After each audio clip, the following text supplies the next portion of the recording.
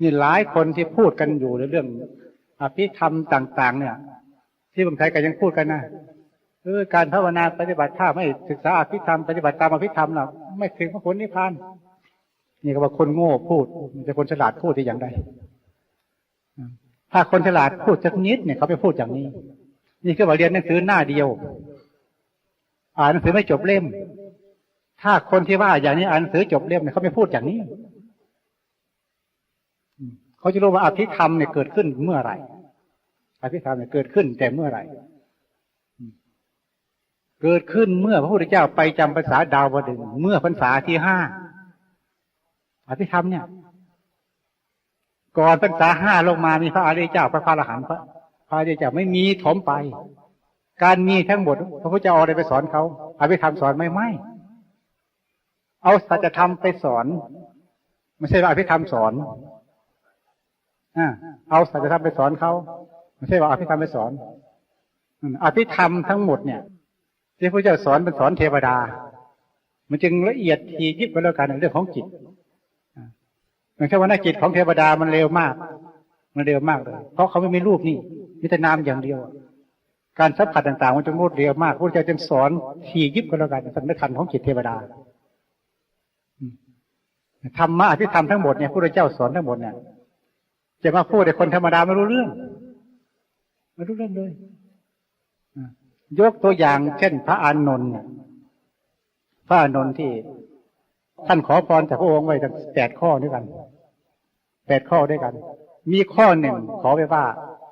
เมื่อพระองค์ไปแสดงธรรมที่ไหนแห่งใดแก่พุทธบริษัทแล้วขอพระองค์จะมาเทศน์โปรดข้าพระองค์ด้วยพระเจ้าค่ะนี่พระอานนท์ขอพระพุทธเจ้าเพื่ออ่านตำราไหมไปดูตำราก็แล้วกันเนี่ยเมื่อพระพุทธเจ้าให้พรแก่พระอานนท์แล้วอย่างนี้พระองค์ไปเทศน์โปรดเทวดาเรียบร้อยแล้วเนี่ยทำไมจึงไม่มาเทศน์โปรดพระอานนท์บ้างดูที่ก็รู้เลยว่าพระอานนท์เป็นภูมิธรรมพระโสดารับอภิธรรมไม่ได้จึงไม่มาเทศน์โปรดพระอานนท์ยังไงเขาเป็นพระภูมิโสดาไม่มีความสามารถจะรับอภิธรรมได้เราต้องมาพิจารณาดูก่อนว่าพระอริยเจ้าองค์ไหนพอจะรับอภิธรรมได้เพื่อถ่ายทอดได้บรรดาพระอรหันต์ทั้งหลายที่ผ่านมาเนี่ยเป็นหมื่นองค์ในยุคนั้นสมัยนั้นมีองค์เดียวรับได้คือพระสารีบุตรนั่นคือพระสารีบุตรพระองค์ยังเอาอภิธรรมทั้งหมดไปถ่ายทอดให้พระสารีบุตรฟัง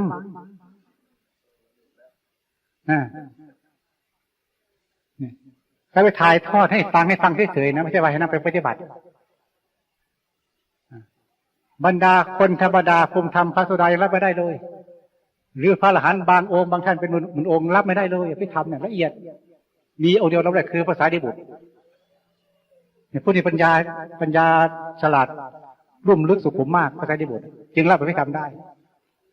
คำว่ารับมาไม่ใช่ว่าจะเอาไปสอนคนให้ปฏิบัติตามนี่นะไม่ใช่รับเพื่อรู้เฉยๆ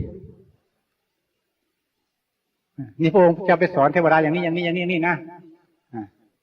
ทำที่รับมาทั้งหมดเอามาสอนมันได้ไหมสอนได้แต่ปฏิบัติไม่ได้เอามาสอนได้สมนุษย์แต่ปฏิบัติไม่ได้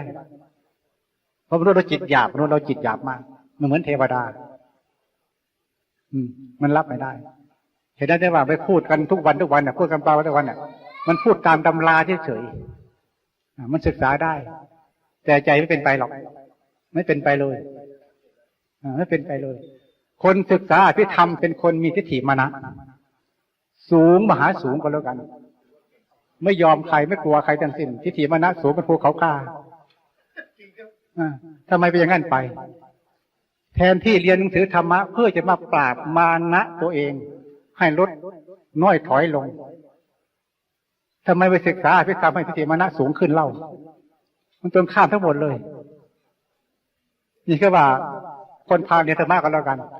หรือคนโง่เรียนธรรมะกันเหมือนกันณขณะอย่างนั้นไม่ฉลาดทางปัญญาเลยเรียนธรรมะไปเพื่อมาฝึกใจให้มีความอ่อนน้อมถ่อมตัวได้เนี่ยนะไม่เป็นไปไม่ได้เอาธรรมะมาฝึกกิเลสให้มากขึ้นมานะก้อนตะภูเขาเนี่ยมันเรื่องอะไรกันอวดตัวก็อยู่ที่นั่นน่ะพวกอภิธรรมเก่งๆเนี่ยมันไม่ใช่ของดีอะไรเนี่ย แต่ถ้าเรียนธรรมะไปแล้วถ้ามีปัญญาดีสักอย่างเนี่ยธรรมะหมวดนี้จะเป็นคุณธรรมมากขึ้น